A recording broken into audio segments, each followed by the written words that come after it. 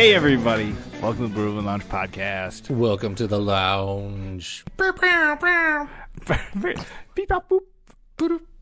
I guess I was just making noises. All right. I'm trying to get one of the buttons. Yeah. So I can do sound effects. Yeah. Like that. Yeah. I got a mixer and I just got to figure out how to hook it up. The first time I really tried to hook it up was when we had Brian over last. Yeah. For the Daredevils podcast. That was a pretty dang good episode. Yeah. It's pretty dang good. And I could not do it in a way that was beneficial. So these mics need phantom power. They're getting it from the box now, but also the mixer has phantom power, and it just wasn't all working together. It pulls too much from the box. Yeah, something like that. I think maybe with the two of us, we can use the mixer. Oh. And then we'll just kind of raw dog it when we have anybody else on the cast. Yeah, but I don't mean we've gotten this far without sounders. You son of a bitch, I'm trying to get sounders. Okay. Do you want to be like, I don't know, it's a good sounder. Did I do that? I always have trouble thinking of sounders too. Dave and Darren on the radio have the best sounders. They do? Yeah, they have by far the best sounders. They always say that. What's that thing? Ding dong. What is that all about? Ding dong. Yeah, they're always like ding dong, bing bong, bing bong. Yeah, fuck your life. Is that what that is? Yeah, it's like a Vine compilation, I think. Oh yeah, I don't know. I thought it had to do something with Inside Out or whatever. It wasn't that guy's bing bong. The imaginary friend? Yeah. Maybe. That's what I thought it was. I'm like, what are they doing? So I only know it because of Justin X. Oh, okay. Justin X stays on top of the Reddits and the memes of the world for me. Right. I know old ones like Vines. Yeah, where you'd be like, yeah. Thanks for checking in. I'm still a piece of garbage. Yeah. and now people just get to reuse them for TikToks. Right, and they don't even know where they came from. Right. Yeah. Bastards. Pod moms. Yeah. The podcasts are quiet now, and now we get upstairs pod moms. The pod-in-law. Pod-in-law. The pod-in-law. How was your weekend, Davey? How have you been? Good. Excellent. Went and saw The Black Phone. The Black Phone, I want to see that so bad. I want to take my wife to go see that. It's really good. Is it really good? Yeah. It looks amazing. Because when I saw it, I'm like, oh, I read the short story that it's based on. Oh, did you? Yeah, it's a Joe Hill short story. Was it spooky?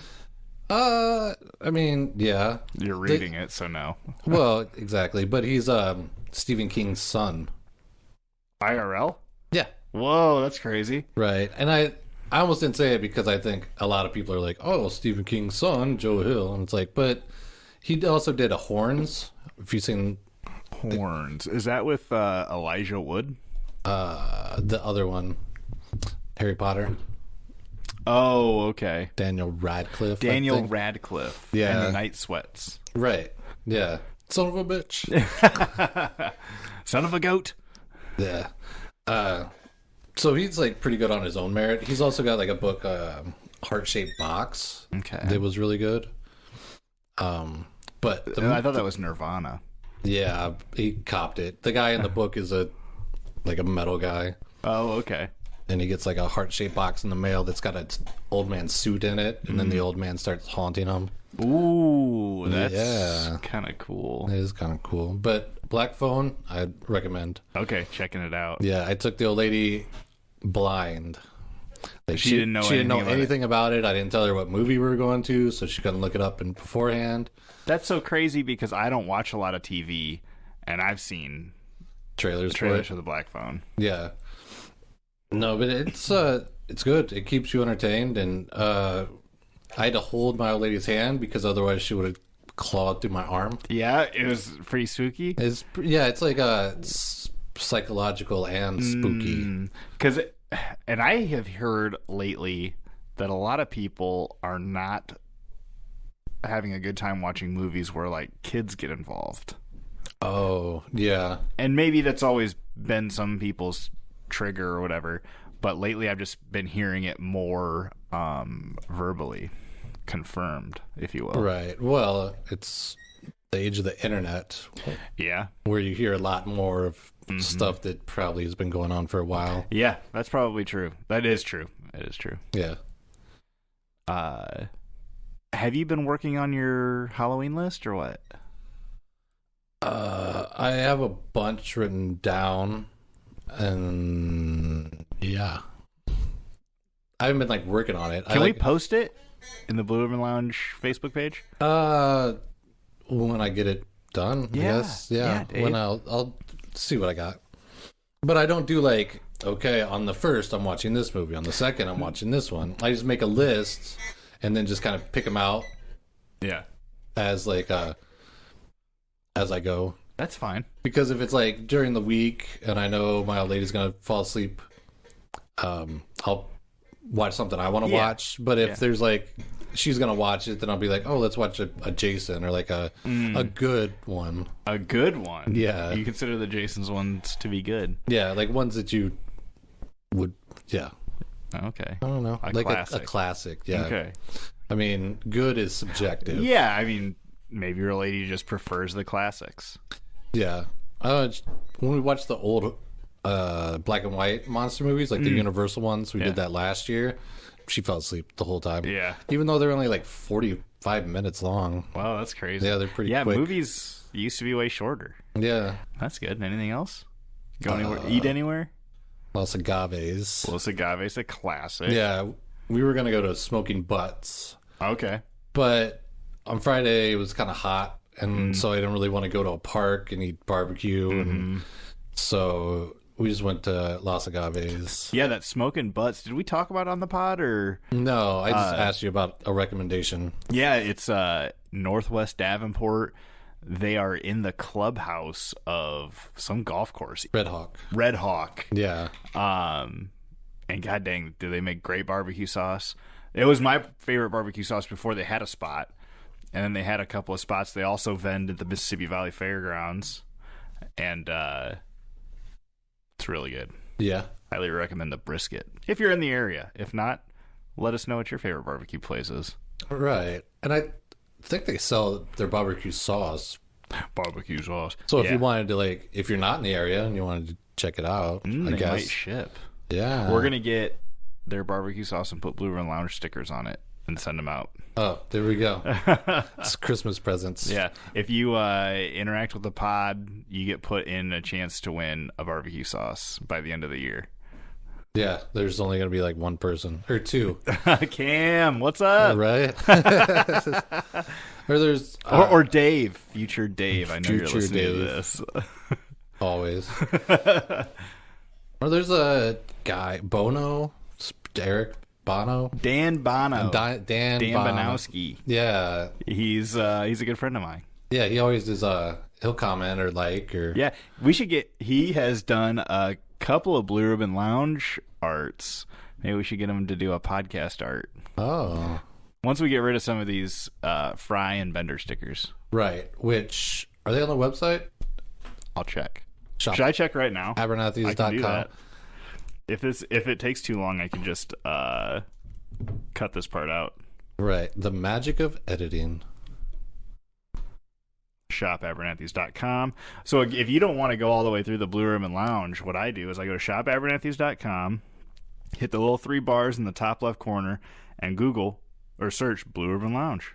And then all of our good stuff comes up. All of our much merchandise comes up. Yeah. Or if you go to blueribbonlounge.com and click merch, it automatically goes to the Abernathy search through Blue Ribbon Lounge. That is the easier one, blueribbonlounge.com. They're not up here. I'm going to yell at my wife. I'm actually, so we give a lot of our proceeds, we give a percentage of our money to Abernathy's. Yeah. Whatever we make over negative, we give a percentage to them. Lately, it's been 0. Yeah. But I'm going to cut that in half now. Okay. They're getting half of 0%. Half. For our advertisements now. All right. Right. No, I'll get that online. All right. Hopefully it's online now. Yes, by the time you're listening to this. Because we are from the past. We are from the past. Talking to your current ears. Make sure on July 3rd, you get the lottery ticket numbers 8, 15, 23, 58, 61. Powerball 9. I don't think it works that way. Oh. They're in the future. We're in the past. If they could tell us the lottery numbers. Oh, that's so right. leave a comment what the lottery numbers are so us from the past can get them and win big. Yes. And then we'll quit our jobs, do this full time. Right. For your listening pleasure. Travel the world. Yeah. A traveling Blue Ribbon Lounge podcast. It'll be soon. Yeah. We're working on being more financially stable and good with our money so that I can buy a van and travel the country. Oh, like that Steve-O podcast. Oh, really? Yeah, he's got a van fitted with like a studio. Oh, that's fucking cool. Yeah. Have you heard of Christopher? He's been on Rogan a bunch with the guy with the squeaky voice. The guy with the squeaky voice? Yeah. He sounds kind of like a girl. You know, I can't do his voice very good. Okay. Duncan Trussell. Duncan Trussell. Oh, okay. He's got a squeaky voice. Dr. Christopher Ryan is the other guy. He does a podcast, Tangentially Speaking, and he does a lot of it out of a van. Oh, okay. And drives around and stuff. I think I've heard about that guy. He's pretty cool. He was on Rogan one time, and he said he hadn't taken a bath in a year. But he says he goes swimming a lot, so... there you go. Yeah, that's how you get around it. When you have a van life. Yeah. You can't afford baths. You can afford swims. Yeah, just go to a creek or something. Yeah. But he's good to listen to. I got done with my show, Dave. Oh, yeah. How'd that go? I didn't catch myself on fire. That's good. It went really well. I woke up that day nervous as all get out. I thought I was going to throw up. I was so nervous. Oh. And then I got down there, and then I started working. I was doing balloon animals for about an hour and a half before the show. And that really got me revved up. A lot of kids. A lot of kids wanted a lot of balloons. Yeah. There was one or two little girls that just kept coming back. Right. And they would be like, I want a dog and a rabbit. And I'm like, well, I'll make you one of them now. Come back later. And then the next time they get in line, I want a rabbit and a swan. Well, I'll only make you one of them now. Yes. This is your second time through. Get the rules, kid. Right. Let the other kids get some first. Yeah. But it was a lot of fun. I love making balloon animals. Yeah. That's probably one of my favorite things. Mostly just talking with kids. They say the darndest things. Yeah. And then my portion of the show was like 3 minutes. Yeah. I got up there during Mr. Kite. Yeah. I was essentially Mr. Kite for that. Right. And everything went perfect. And then it was over. Did you do your routine, or did you just do some of it? Just some of it. Yeah. I just did, the majority of my quote-unquote routine is talking. Yeah. And I couldn't do that. Right. Because there was music and everybody was loud.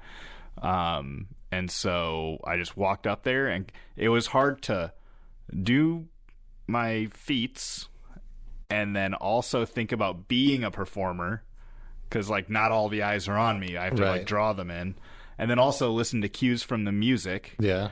And it was a lot going on, but it all came out. Okay. Yeah.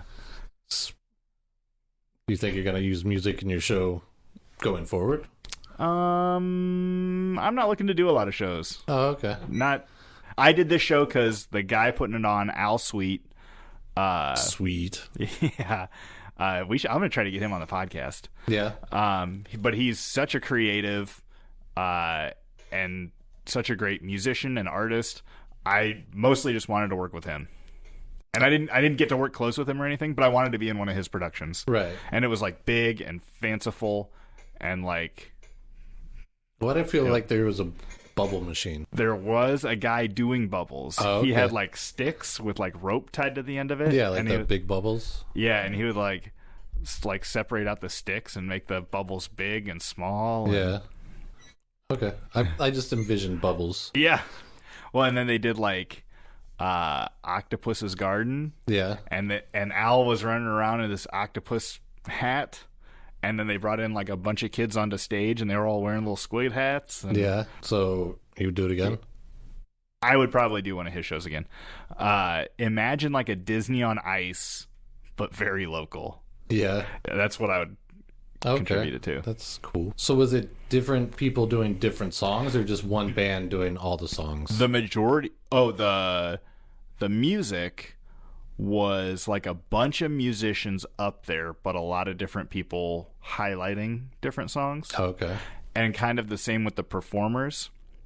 Like, I was kind of the highlight of Mr. Kite. Mr. Kite, yes. And then there was a couple of people that do like fire dancing. Yeah. And they highlighted Sergeant Pepper. Okay. And then there was a guy that was doing stilts. And I don't remember what he did. But was there that trapeze lady, like you said? Yes, there was a trapeze. It was like silk. Oh, okay. Silks. Yeah. So she like would wrap herself up and like start spinning around and stuff. Right. So it wasn't a trapeze. Yeah. It's like the ribbon kind of deal. Yeah. But she was really good. She was like, I mean, I felt like she was holding on by a toe at some points. That's cool. Yeah. It was very good. Yeah. I think Pink used to do that on her shows. But then I think I remember she would do it herself, or yeah, she would do it herself. Whoa. Yeah, but I think one time she hit too hard, and I don't know if she still does it. Oh damn! Do it until you can't, I guess. Right. It's one of those fail videos, like watching. Oh no! Lady Gaga hit herself in the head or something. Didn't she like fall off the stage at one point? I think I've seen that too. I mean, those people got to fall off the stage sometime, right? Right. I saw Justin Bieber fell into like a hole. Really? Yeah, on a stage. Did you do anything else? I started binge watching The Boys. Boys. Yeah, have you ever heard of that one? It's on Amazon Prime. I've heard of it, but I've never seen it. It's about like superheroes in a more realistic setting. Yeah, like they're a bunch of dicks or something. Yeah. Yeah. And like the main character is some sort of like Punisher type guy. Okay. Where he's just like, he can hit super hard, kind of. Not super, but like, yeah, he's always angry, you know? Yeah. And super short, calls everybody cunts and twats.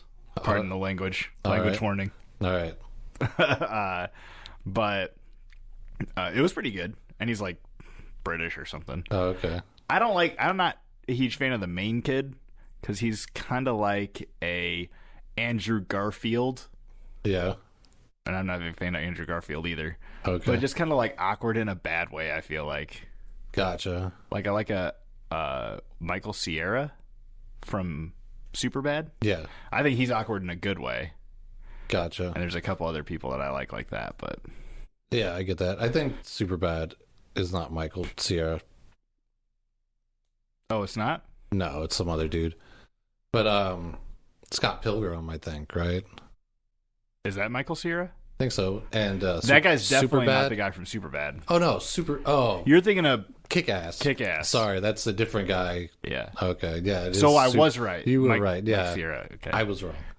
That's okay. I've been watching Eastbound and Down. Oh, what's that guy's name? Danny McBride. Danny McBride. He's so funny. Yeah, and it's pretty good. Yeah. Although I think his humor can be hit or miss. It depends, because his thing is pretty much like, I'm the coolest guy in the room, even though I'm really not. Yeah. And it works in this show. Yeah. Because he's like a baseball player? Yeah. He was like... Is he on like a real team, or is it like some kind of fake made up team?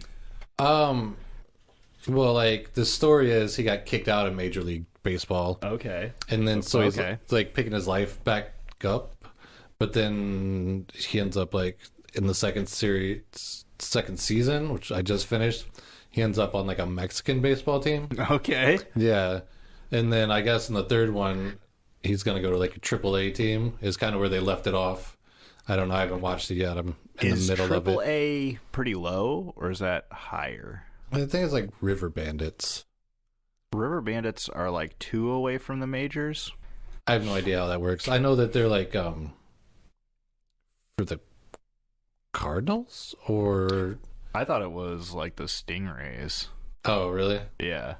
Yeah, I'm not sure, but it's like one of those where they call it like a farm or something, like a farm team. Are we talking about the River Bandits or the show one?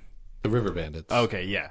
Yeah, because that's where they scout colleges, but then they can also go to their little farm team. But they'll be like, hey, we want you out of college, but go play for this team and prove yourself, and then maybe we'll bring you up. Yeah, but that goes pretty deep because, like, even the Storm have, like, Vegas Golden Knight logos on their jerseys. Oh, yeah. They're like an affiliate team somehow. But I think it's maybe just, like, they sponsor to maybe get more fans. Like, if you have a hockey team in your town, you know, we're in Illinois right now, Iowa. Yeah. And so 80% of the people probably rooting for the Hawks. Right. Blackhawks. But this is actually a pretty good hub to where, like, there's a lot of different teams. Yeah, because I mean, root for.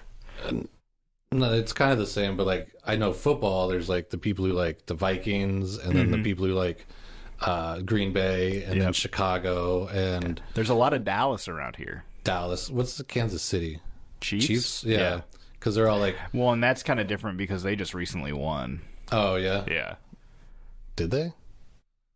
Yeah, 2 years ago, maybe 3. Oh, I have no idea. Yeah. It's hard for me to tell sometimes because I'm consistently like changing the teams I root for because I watch a lot of hockey. Oh, yeah. Congratulations to the Colorado Avalanche that won. Oh, yeah. They won last night. I didn't get to see it because we were doing the show, but the Lightning put up a hell of a fight trying to get back from that. Yeah. Was that the Stanley Cup? The Stanley Cup, yeah. So the big one. Yeah, the big game. Right on. But don't they have to play like 7? It's like baseball. They play like, best out of 7. Yeah. Yeah. And it was like 4-1, 3 games to 1 game. Tampa Bay was down, and then they won, so it was 3-2. Then the Avalanche took it. Oh, okay. So it wasn't a sweep. It wasn't a sweep, and they put it up. Tampa Bay won the last 2 games, and I was kind of on the fence. I always like the underdog to win, which would have been Colorado. Okay. If the Hawks aren't playing, although they're the underdogs nowadays, but if the Hawks aren't playing, I usually root for the underdog. Yeah. And there's a couple of teams that I root against. So I wanted kind of Colorado to win. But Tampa Bay, this would have been their 3rd year in a row. One of the guys on their team would have had 4 Stanley Cups in a row. Oh. And like 3 in a row right now is unheard of because of the salary cap that they're in. Right. Like when the NHL first started, Montreal won like every year. Okay. And they had the money. They had the money. But with the salary cap now, it's like maybe you win 2 years in a row, but you generally don't win 3. Right. So that would have been kind of cool to see. So that means that guy was on what? Like he was on the Blues. The Blues? Yep, which won 4 years ago. Oh, okay. And then the Lightning won last year and the year before. And then he lost this year, but he was in the playoff. They were in the playoffs. Gotcha. Yeah.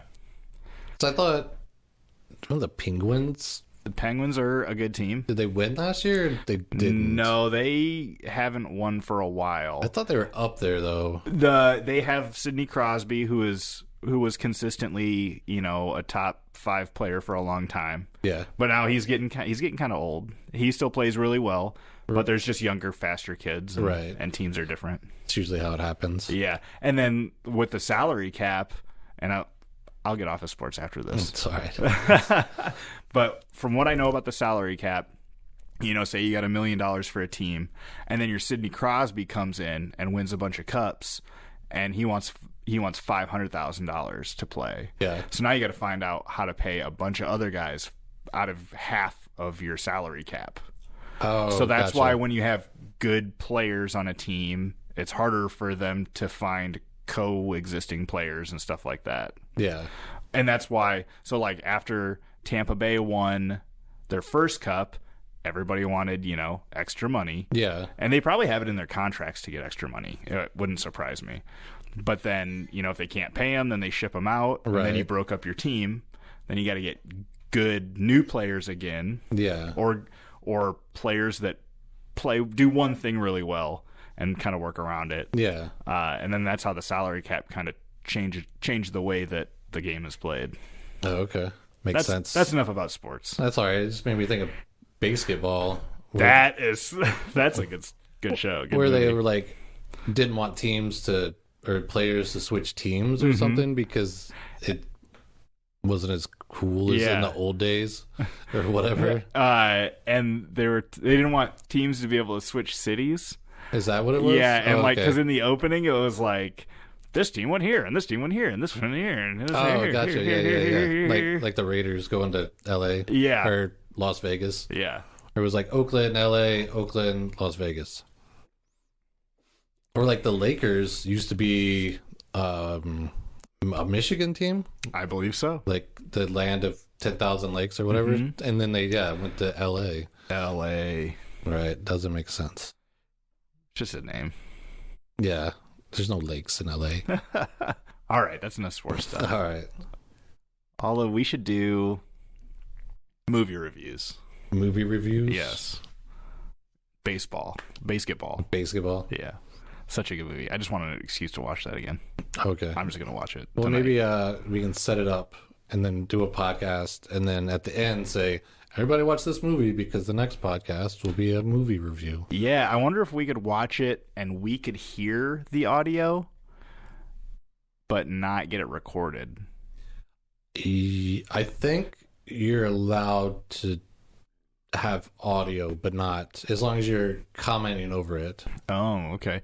Because that's what Kevin Smith used to do. He used to do Talk Salad and Scrambled Eggs.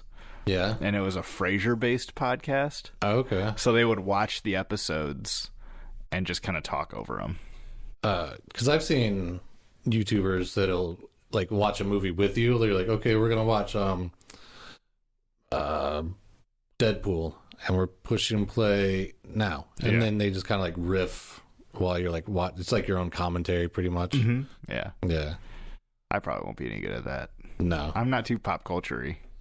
I don't know too much. It's just the movies that I like, I know. I couldn't just watch any movie and pull stuff out my ass. We're going to figure it out, Dave. It's one of these days. And if it's bad, we just don't put it up. Yeah. And we just get drunk. Yeah. That'll be our next podcast. We just get drunk. We'll somehow get the highest ratings. Yeah. All right, Dave. Are you done goofing around? Yeah. Because I'm ready to get on some serious stuff. Some serious potatoes with meat. With meat, sauce, and gravy. Is gravy just meat sauce? Meat sauce is gravy. Oh, okay. Whoops. The Sunken City. The Sunken City. Of Atlanta, Georgia. Do you want to say who gave us this? Oh, yeah, do that. Yeah. Our friend Lee from work. Thanks so much for commenting. Or was it... we got it somehow. I don't remember how. Well, nobody commented except Cam, and it's like, she said 42, and that wasn't even a number. So then I was like, let's just do one. People have given us... quite a few. Yeah, some ideas. Yeah. So I was like, well, we can do theirs. Okay. So, and Lee's given a lot of them. Yeah. And arguably, this was my least favorite one. Really? Well, we rolled for it. Well, I would have said that either way. It doesn't matter what it was. Yeah, okay. even if it was truly my least favorite, I would still say it. Atlantis. Yes. The lost city. Sunken city. The sunken treasure. The sunken gem of the Atlantic Ocean. Yes. Do you know where the Atlantis first came from? Yes, it came from Play-Doh. Play-Doh. You ever play with Play-Doh? With the hair, I like the hair one where you can like shave their head. When you like push it down, it grows. Yeah. Yeah. I wonder if that's where that came from. They're like, think about philosophy while you squeeze dough. Yeah, it was probably like it started out as a therapy trick for adults. Oh. You just squeeze it and be really mad. Play-Doh. Yes. Do you know when that was? It was in 360 BCE, which Correct. Is before current era or before Christian era. Depends on how you want to say it. They always got to sneak it in somehow. Yeah. But it was in it was was like two Socratic dialogues, the Timaeus and the Critias. Yes. And but it's kind of like a convoluted game of telephone. Because it was with who was that guy? Socrates, yes. I always say it the Bill and Ted way. Socrates. Yeah.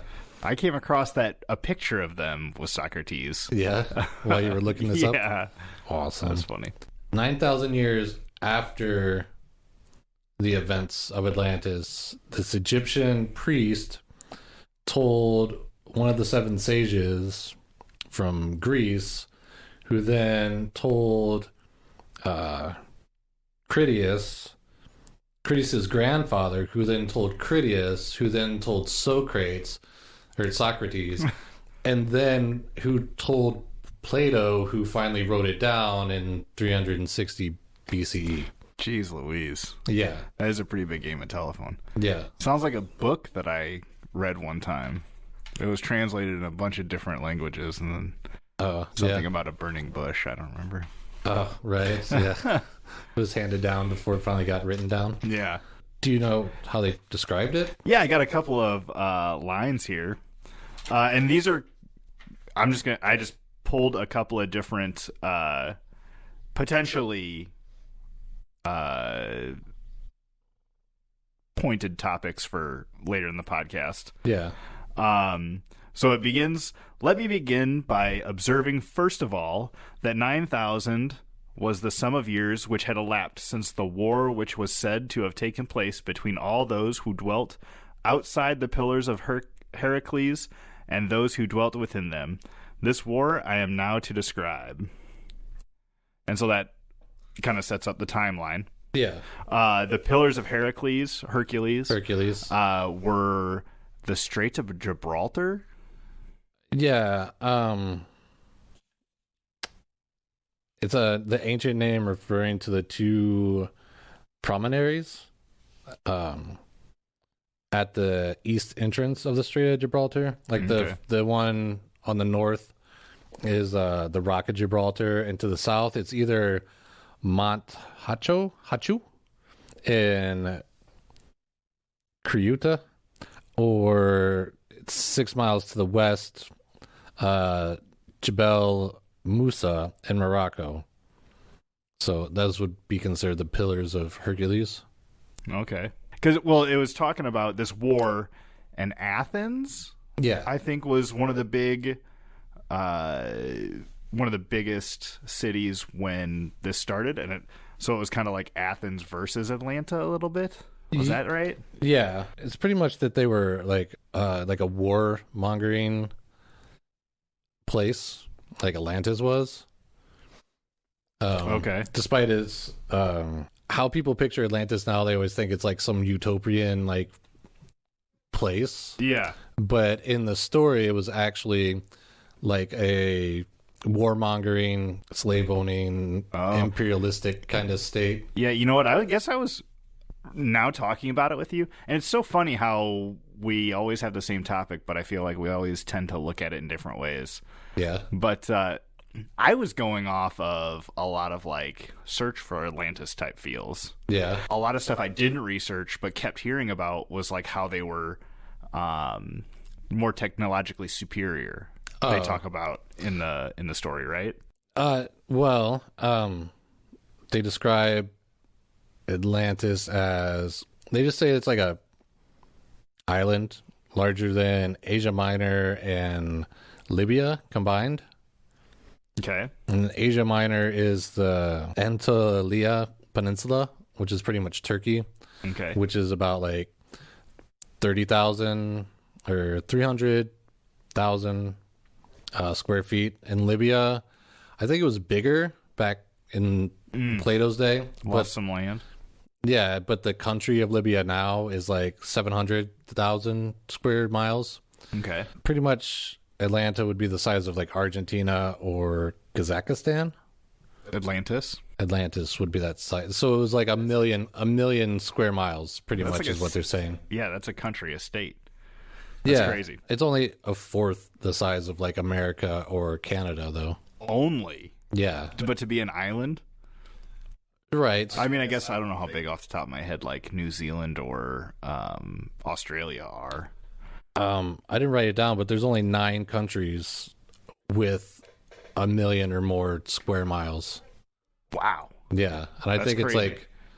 It's like Russia, China, United States, and then it kind of keeps going. I think Australia's up there. Okay. Yeah. Yeah, I can see that. And then Canada is one of them. I'm not sure about the other ones. Russia, I'd imagine. Well, yeah, Russia. Oh, did you already say Russia is like the top. Yeah. Yeah.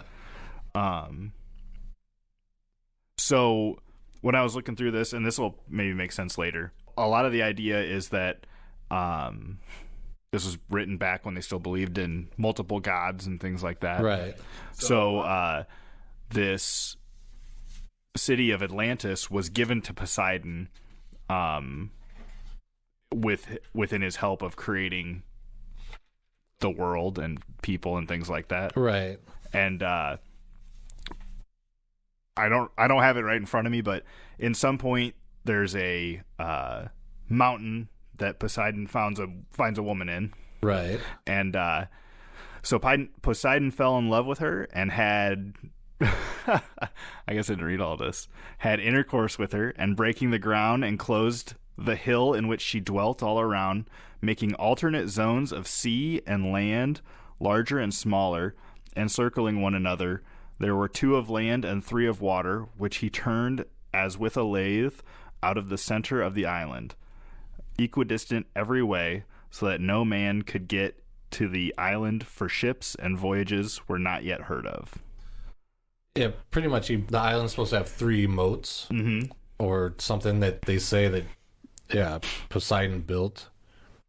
And then the Atlanteans built bridges and then dug a huge canal so they could get ships in and out of there. Yeah. I never really heard anything about their technology in the original story, but it does say that they had like big palaces and like watchtowers at each of these bridges. So it's kind of like if you think of like Attack on Titan, they have moats instead of like the walls. Or even like Hunger Games, how there's like the cities in the middle, like I think there's a big wall or something in the I haven't seen that movie in a while. Yeah, I think you're right. Yeah, so that's like a main feature that when people talk about looking for Atlantis. Well, I believe, and I didn't read the whole thing. I phoned that part in. Literally. I got it on my phone. I'm pretty sure they talk something along the lines of a lot of people believe that this wasn't exactly a place and that it was just supposed to be kind of like the Bible in that, you know, it's good stories to learn from.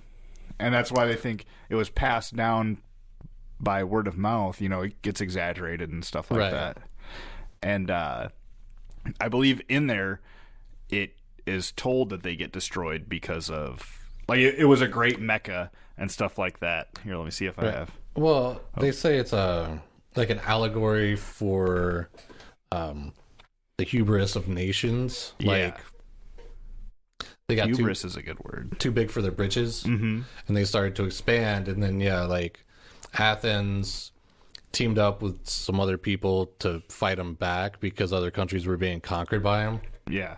And then they fought back. And then, I guess, they got too big for their britches, and Poseidon, the gods, got pissed at them, and so then like sank their island with earthquakes and tidal waves. To kind of talk about more about the area itself, there was abundance of wood for carpenter's work and sufficient maintenance for the tame and wild animals.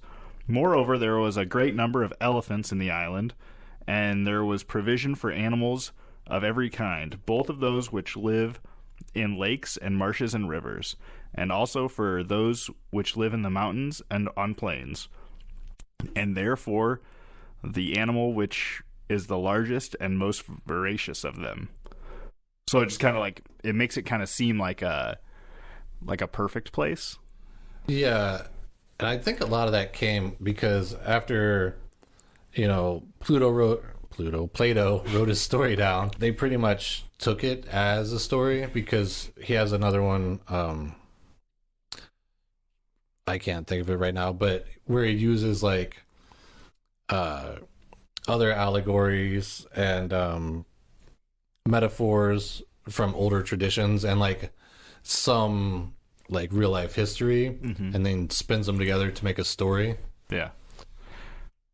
With that last paragraph, a lot of what I had looked up, people were talking that it may be related to the Garden of Eden. Yeah, and I think that came in like the 1600s. Okay. When like Francis Bacon wrote a book about Atlantis, and then there was another guy who wrote the book called Utopia, which is like their take on Atlantis. So then I think that's kind of where like the Garden of Eden utopian kind of like thing starts to take hold, where before they were pretty much like slave owners and they treated the people that they conquered shittily. That's why they ended up like getting struck down by Poseidon or whoever. Yeah. Yeah, like I said, I kind of looked at it on the vein of where it could have been if it was real. Yeah. You know, a lot of my concepts were like, was it real or was it just a story to help kids grow up and not be such jerks? Right. You know, and so there was one. Did you see any of the places where they maybe think that it could have been located? I didn't see that. I saw a thing about an island near Crete. Okay. That has a similar story, so they think maybe that's where they got the bones for Atlantis. But as for actually like if Atlantis was real, where would it be? I didn't really dig into that too much. Yeah. Well, the first thing I came across, and I had seen this a while ago. Yeah. But I couldn't remember exactly what the stuff was called. But they think that there's a structure in Africa, far west Africa, in the Sahara Desert called the Eye of the Sahara or the Eye of Africa. Oh, yeah. It's also called the Rishat structure. And so if you look at it, you can see it from space. Yeah. And what it looks like is an eye where it's got like, you know, a pupil and an iris and a couple other lines. Yeah, it's concentric circles. Yep. And looking at it, they were concentric circles, low points of 3 low points or like moats. Yeah. And then 3 high points like land. Right. So if that area was filled up with water, it would have been the 3 moats that Poseidon would have dug and the 2 land. Right. And it's obviously desert now, but there's a large amount of salt on the top surface of the soil. Okay. So they think that maybe at one point the water had come up there. So it was like a small sea or something? Something like that. Okay. And then also with this happening, about 12,000 years ago or whatever, also 12,000 years ago, I believe the Sahara would have been mostly jungle. Yeah. Instead of desert. Right. And so that could contribute to a lot of the, how like lush that last paragraph I read sounded. Right. There was a lot of trees and the animals. Elephants are in Africa. Yeah. Just a couple miles from the Rishat Point. I'm probably saying that wrong, but that's okay. Richat, if you want to look it up. All right. Rishat structure. Just a couple miles from there, there are some cave drawings of elephants. Yeah. Which is pretty interesting. So that is the most recent place where a lot of people think that maybe it was come from. Okay. That area was actually investigated by a CIA program in, I believe, the 70s. And I don't know the program, but it was like made half-assed open. What's it called when they open up a CIA information? They open it. Oh, I thought there was a different word for it. Like declassify. Declassify, that's the word. Yeah. But you know how they like everything's still blacked out? Yeah. So it was like the CIA program was to check for natural magnetism in areas, and this Eye of Africa, the Rashat structure, was on the list. To check. Yes. And then it's like there's one page in the end that's like half blank, and it doesn't say why it is or anything like right, that. Why so it's redacted or whatever. Yeah. So I thought that was pretty interesting as well. This is interesting. I know. So had you heard of that Eye of Africa before? Yeah, it's some kind of dome, like pressure builds up and it makes a dome, kind of like a volcano would. Mm-hmm. But then it's not a volcano, and then over time it like shears off the top of the dome. So then all you see is the layers, like of the sediments and rocks and stuff. So then and then as the like weaker stone gets carved out and it leaves like the harder stone, it makes that kind of eye sort of looking thing. Yeah, because there's a guy, Randall Carlson. He's an architectural designer, but he also does like a lot of research on things. Yeah, and he's got a podcast. I guess I guess you'd probably have to know a lot of physics to be an architect, right? Some, yeah. But it seems like he's really into physics, and he was talking about this Rashat structure and how he didn't think that's where it would be. Okay. But he thinks it'd be in a place called the Azores Plateau, and that is Portugal, just west of Portugal and Spain. Okay. In the Atlantic Ocean. And so he thinks that kind of adds up a little bit more to, about the Strait of Gibraltar, the Pillars of Hercules. Right. And he thinks that he thinks it would be on this spot, which is on the fault line of 3 different tectonic plates. Okay. So that would be maybe where the earthquake came into. Right. Somebody had went there and dug it out and studied the stones from the bottom of the ocean there, and it was like a couple miles down, and a lot of what they brought up was cobblestones. Okay. He was saying like you have a pebble, which is like, it'll fit in your hand, and then a boulder is like bigger than like a basketball, so a cobblestone is like kind of maybe the size of a baseball or something. Yeah. And so he was talking about this research that when they pulled those up, they did a date test on them. Yeah. And it was something along the lines of the last time that they were in the atmosphere, in the air, was like 12,000 years ago. All right. Which kind of fits the timeline. Yeah. And isn't it also like right off the coast, kind of? I think right off the coast is kind of, like, I don't think you could throw a baseball to get it. Okay. But you'd have to drive a boat out there. Because I saw one that was in Portugal, like the same idea, but it was like there was a city, but then half of it, like the old city, like from ancient times, was under the ocean, and they think that maybe how the architecture is kind of in that circular kind of canal sort of situation, but they're talking like it's just the size of a city, not like 100 square miles. Well, so something I did see, did Plato write that in Greek?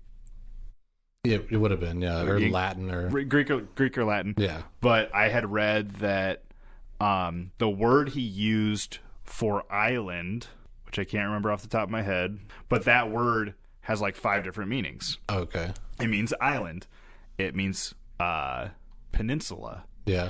It means a body of land that is surrounded by lakes, rivers, or streams. Okay. And so it could, like, words now means different things than words then did. Right. So I wonder if that could be part of as well, all that translation between the game of telephone and then Plato writing it down. Right. And then you have another 2,000 years of translations and things like that. Yeah.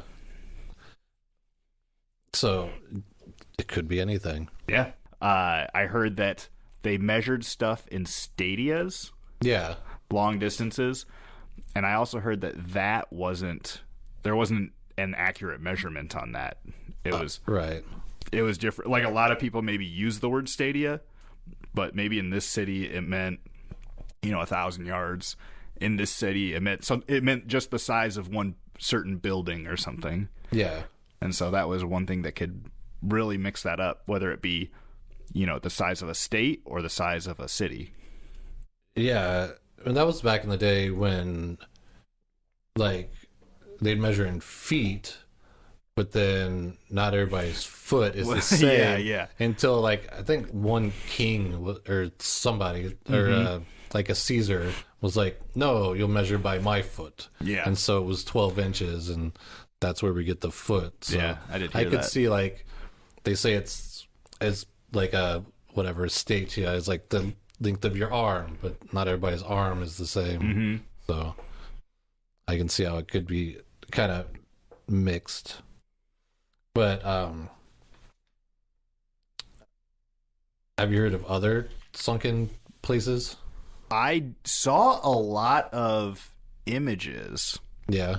I saw one that looked like it was a road that had been almost paved. Yeah. With brick, like big, like almost pyramid-looking stones in the ground. Yeah. And then I had seen a pyramid underground. Okay. Or underwater rather, right? Not underground. And the paved road was underwater too. I think it may have said underground. Yeah. But I saw a lot of stuff like that, and a lot of people seem to be using radar. Yeah. And like ultrasonic stuff. Yeah. Which made me really think more about.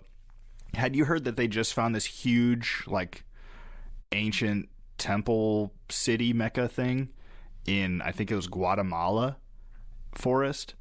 It was like a forest that, like, it's like an Indiana Jones forest. If you go in, it's you like don't a come rainforest. out. Yeah.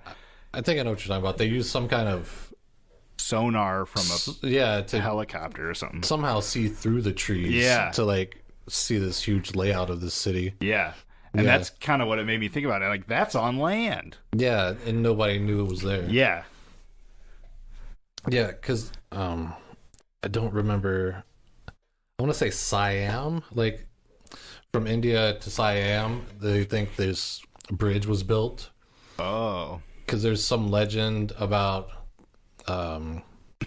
pretty much like this, one of their deities and his monkey army built monkey army. Yeah, they built a road from India to, I think, Siam so they could save his wife. Okay. And then looking at it from space, they're like, hey, look, it looks like there could have been a bridge there. Whoa. And when they dug down, they found like different rocks that shouldn't have been there. That makes me think of that guy who, were we talking about rich people?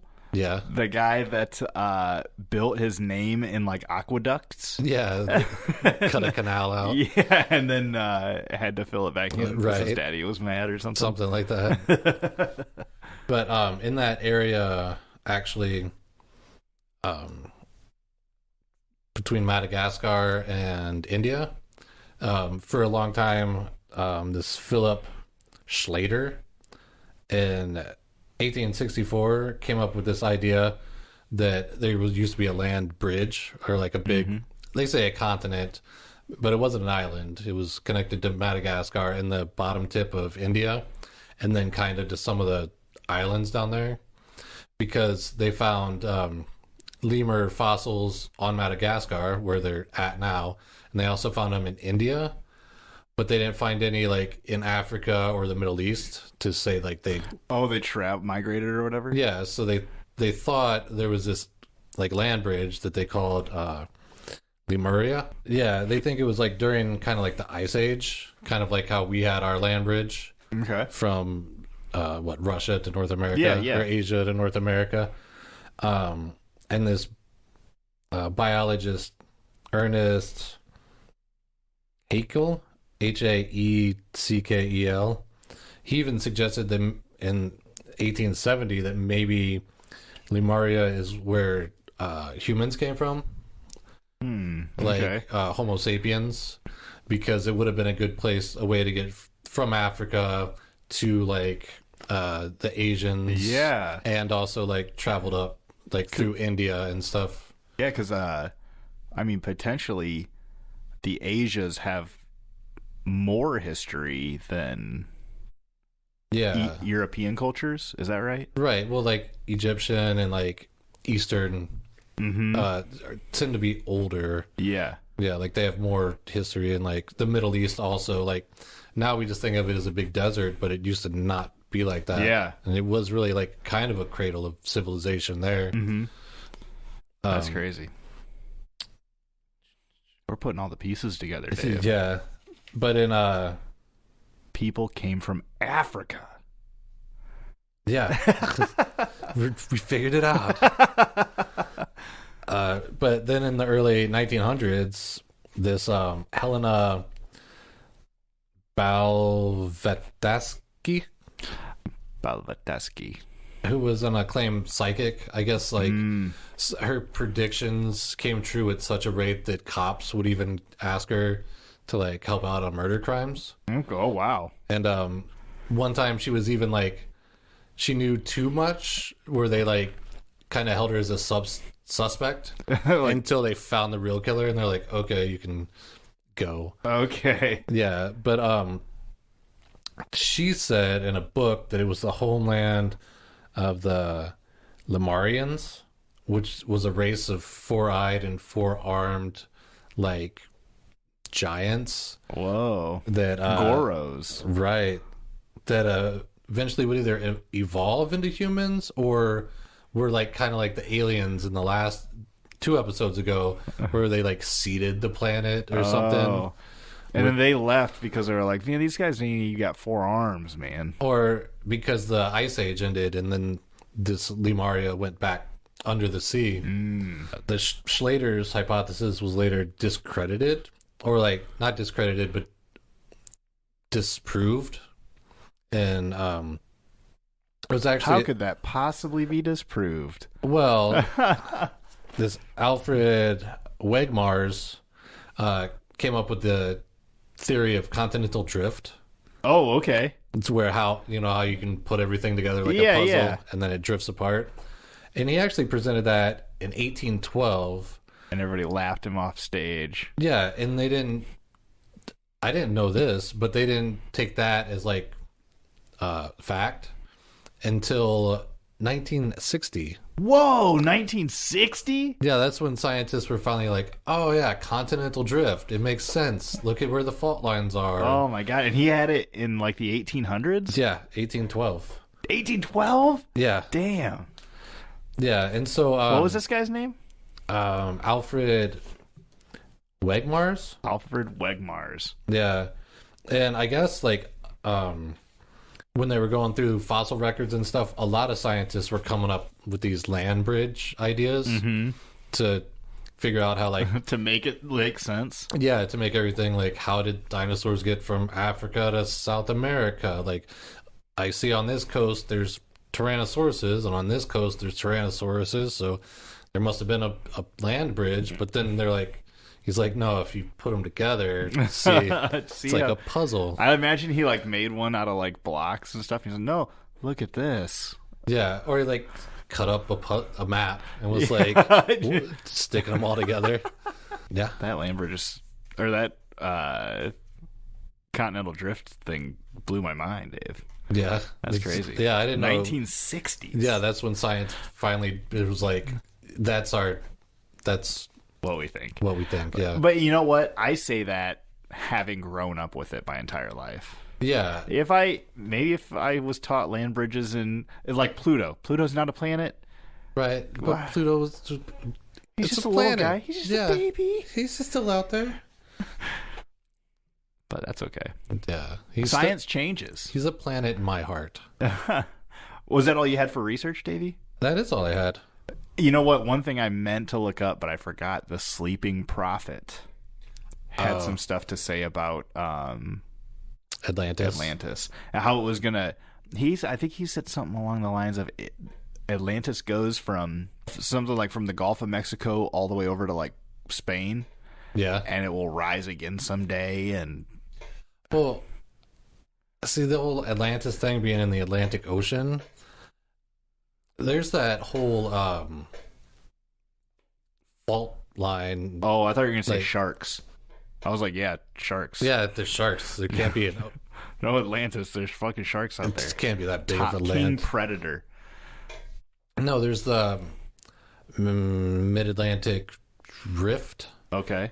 And that's where how the plates move, because all the lava is coming up and makes the crust bigger and like spreads, which causes continental drift. And so if Atlantis was right in the middle of that, they would have had a bunch of volcanoes and they probably would have broken half eventually. I don't see how it would just, I don't know, just sink. Yeah. I like the thinking that it's like a super superior race. Yeah. There was a podcast I was listening to, and like, could it have been aliens that show up somehow? Right. Interdimensional, outer space. Yes. From beneath the Earth's crust. Right. Coming to you live from the Blue Ribbon Lounge. Yes. No matter how they got here, could it be possible that maybe they had built some sort of spaceship? You were talking about gods, and this has gods in it. Yeah. Being aliens that kind of controlled people. Yeah. Or kind of used them. Right. Maybe it was an alien structure and not really an island. And then they just took it with them when they were gone. Yeah. And after they were like, the Athenians fought back with their Stargate technology that the Egyptians gave them. Then they were like, we're gone. They just took off. Yeah. And it probably seemed like a rumbling and a tidal waves because something that big and the ship's like, shooting off into space. And the next day they're like, oh, it's sunk. Like, no, it actually it's the only took thing off. That makes sense. Yeah. Makes sense to me. Yeah. That was a fun one. Yeah. Always fun. It's always fun. That's all I really got. Me too. Because, I mean... Let me double check, though. Yeah, there was this... if you're going to be whipping around all these pieces of paper... Well, there was the island Santorini, which was right off of Crete, and they found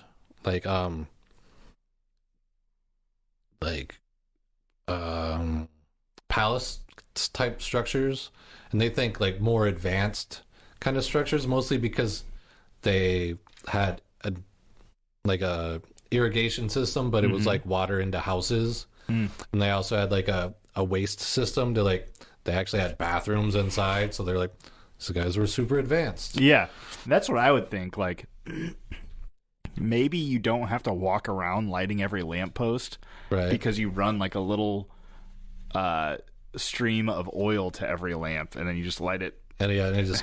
Yeah, and lights up the whole city or something. That could be like some crazy technology to... Yeah, people who are shitting outside. Right, for back in the day. Yeah. Yeah. It's all about context. Yeah. But this island has like a, what do they call it? Like a bay. Okay. But in the middle, they said there was a volcanic island in the middle of this bay with this island around it. So it was kind of had that moat kind of thing going on.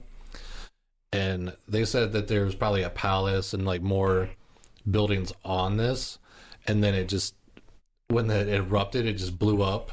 And it said they left like a 2-mile deep hole in the ocean. Damn. So then all the tidal waves and stuff from that also like went out. Yeah. And they said it probably happened about 15,000 BCE, which would I mean, you're talking about a couple thousand years. Yeah. I think that's close to the bullseye, I think. Yeah, and they're saying like maybe there was like take a little bit of that story, a little bit of allegory, talk about how the gods don't like people who are bullies. Yeah. Everybody who's telling the story talks about it in their favor. Yeah. You know, like maybe this city was actually trying to take slaves from that city, and they're like, oh no, they actually got smoked by the gods. Yep. See what happens when you mess with us? Yeah, exactly. Yeah. And they do think that because of that, because there was also like the same kind of advanced structures in Crete, but then getting smacked with the tsunamis from this thing blowing up, the Greeks were actually able to come in and like fill the power vacuum kind of thing. Yeah, and really, I mean, we watched that tsunami video, the miscellaneous cryptids. Yeah. Throwback. Shout out to that episode. It was a pretty good one. Did we watch that on the tsunami one? There was both. There was like a tsunami where there was just like the one ghost creature. Right. And then there was the big tsunami that hit Japan. Yeah. But that was within our, time span. Right. And we had like metal buildings and cars and infrastructure. Yeah. And there they would have had, maybe some of those things. They would have had horses and probably a little bit of infrastructure, but yeah. But I don't know how a tsunami would have reacted to that. Right, especially when it's all a lot of stones just stacked on top of each other. Yeah, who knows like exactly how they built their houses and stuff. Yeah. I wonder if they have any of that type of stuff in like Greece and shit. Like ancient yeah, I guess structures. the Colosseum. Yeah. They're the Colosseum. Yeah, and the Parthenon. They probably have a bunch of areas where like the houses are still left, I would guess. Yeah, and a lot of them because that'd be cool to see. That volcano that went off, they have to dig down like 40 feet really through like all this ash and like pumice debris, and then they'll get to like these basically like the outline, like the foundation of houses, like the bricks that made it, because the roofs were probably made of wood and they would have thatch and stuff like that. Yeah, they would have disintegrated a long time ago. Yeah. Or have you heard about this city Helic? It's like, I don't know exactly where it is, and I meant to look it up, but I didn't. Yeah. 'Cause I'm Matt Nicky. And it's like the city of Helic was destroyed like 2,000 years ago. Yeah. And they dug deeper and found a city that's from like 5,000 years ago. Oh, underneath that. And then underneath that, they found a city from like 10,000 years ago. Oh. Yeah, so like they're trying, and I think it's a pretty recent find. Yeah, I think it came up within like 3 years or something. It's what like I'm thinking. HELIK or something like that. Yeah, it came up. I never looked at that because I was looking at this Santorini thing. Maybe that'll have to be another. Yeah, we'll do like Lost Cities or something. Lost cities. Cities lost. Yes. Cities you can't find anymore. Cities that don't exist but do. In our hearts. In archaeology. Yeah, let us know if you want that as an episode. Yeah. And you can tell us that on our Facebook page. Oh, Facebook page. I need to re-listen to the next episode, Daredevils with Brian.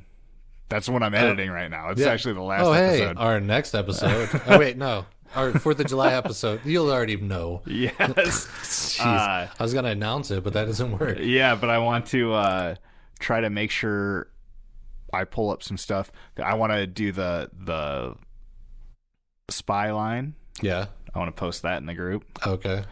And there was a couple other things. Yeah. Try to do that. Some relativity. Sitting on a car going through a brick wall. Yeah. The flaming brick wall. Yeah. Yes. Awesome. That's some real shit right Stunts, there. Man. Stunts. All right, that's all I got, Davey. Yep, that's all I got. All right, well, thank you so much for listening to the Blue Ribbon Lounge podcast. And check out the Facebook. Just search Blue Ribbon Lounge Podcast. Yeah. www.blueribbonlounge.com. Yes. How hard is that to remember? And if you want to email us, it's Blue Ribbon Lounge Moline at gmail.com. At Gmail. How professional, dude. Right? Is Gmail the professional one? No, I don't think so. It'd be Yahoo. It'd be Matt or Dave at blueribbonlounge.com. Oh, that'd be a super professional That name. would be very professional or not. Just go click on contact. Yeah. And I think you can actually go click on merch and buy some stickers. Yeah. So that we can get an official email address. Because balloon animals just ain't cutting it. Just don't pay the bills. All right, you guys have a good night and be good to yourselves. I guess whenever you're listening to this. Yeah. Have a good day. Yeah. Be good to yourselves, everybody. Yeah, and remember, if it's not broke, don't fix it. Amen, brother. All right.